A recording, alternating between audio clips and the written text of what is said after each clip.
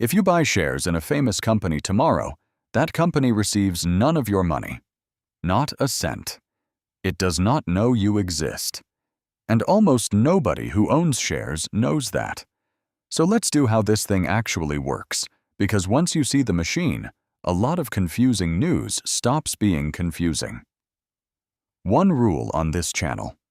If a 15-year-old could not follow it, I explained it wrong. Start at the beginning, with why shares exist at all. A company wants to grow, and that costs more money than it has. So it can borrow, or it can sell small pieces of itself. Each piece is a share. The first time it does that, it sells those shares to investors directly, and the money goes to the company. That is the moment a company goes public, and that is when the company actually gets paid. It happens once. After that, those shares belong to whoever bought them, and they are free to sell them on to somebody else. That is what the stock market is, not where companies raise money.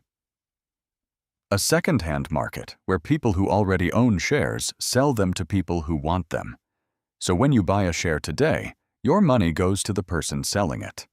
The company is not involved. It just updates a list of who owns what. Now, where does that happen? An exchange is a marketplace, not a building full of shouting anymore, just very fast computers matching orders. At any moment, for any company, there are two lists. People who want to buy, each naming the most they will pay. The highest of those is called the bid, and people who want to sell, each naming the least they will accept.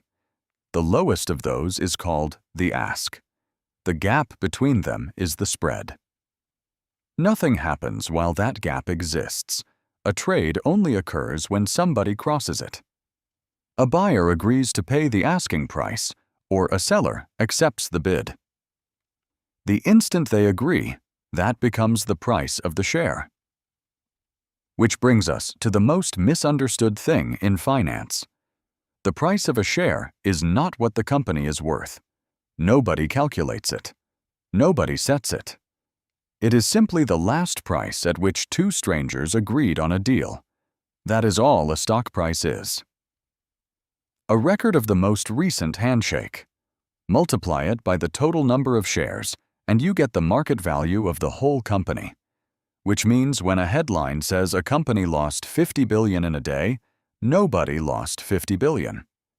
The last handshake just happened at a lower number. Which raises an obvious question. If the company never sees your money, why does anyone buy a share at all? Two reasons. The first is growth. If a business gets bigger and earns more, other people become willing to pay more for a piece than you did. What you hold rises in value, and if you sell later, you keep the difference. People buy because they believe the company has a future. The second is dividends. Some companies take part of the profit they make each year and pay it out to the people who own shares. You own a slice of the business, so you receive a slice of what it earned, without selling anything. Not every company pays them. Younger ones usually put everything spare back into growing. Neither is automatically better, and none of this is a suggestion to buy anything. It is simply why buyers exist, which is also why the numbers move. A share entitles you to a slice of a company's future profits, so the price reflects what people collectively expect that future to look like.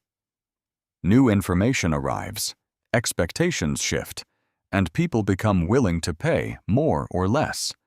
And that explains the thing that baffles everyone. A company announces record profits, the best in its history, and the share price falls. That looks insane until you see what the price already contained. If everybody expected record profits, that expectation was already baked into what people paid yesterday. So news only moves a price when it differs from what was expected. The market does not react to good news or bad news. It reacts to surprise. Two other pieces, quickly, because they are the parts people never see. Your order reaches the exchange through a broker, and in most developed markets, that broker has a legal duty to seek the best available execution for you. There are also firms called market makers, which stand ready to buy or sell continuously at quoted prices.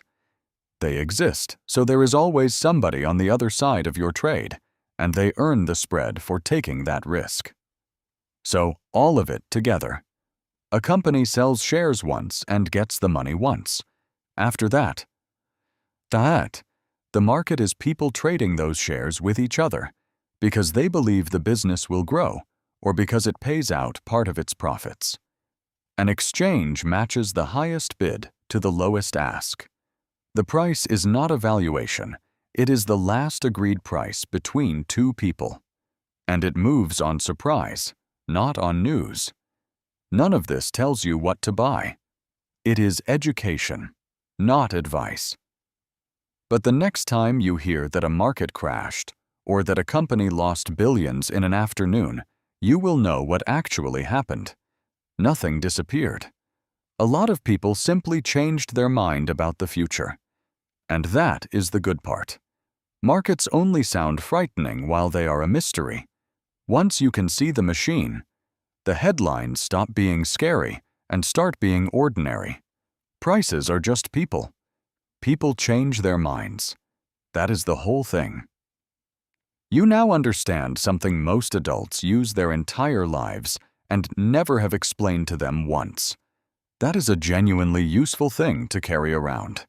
Explained like you are 15, because somebody should have.